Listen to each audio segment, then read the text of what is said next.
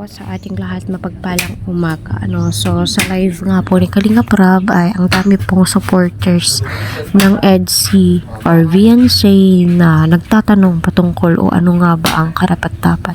Ika nga ni Kalinga Prab, siya ang mas nakakaalam kung ano o ano yung ipra-priority ni VNC at hindi pa nga daw po kailangan ni VNC iyon. So ano nga ba po yan?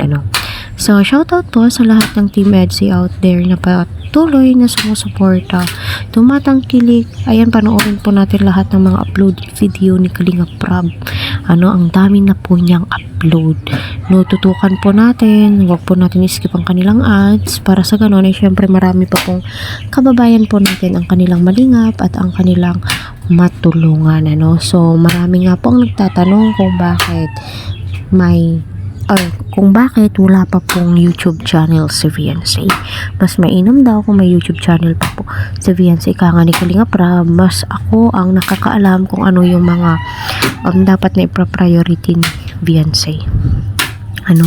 Sabi nga din po niya na same kay Carla, may YouTube channel nga.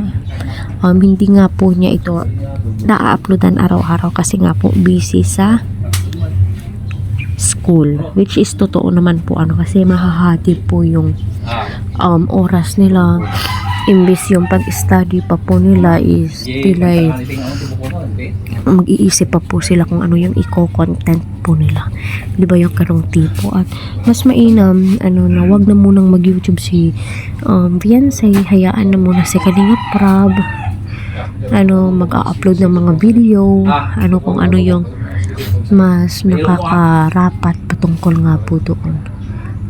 Kasi hirap naman kung padalos-dalos, which is marami ang nagsasabi na pwede na pong mag-YouTube si VNC. Para sa atin, pwede na po siyang mag-YouTube, pero kay Kalinga Prab hindi pa po pwede.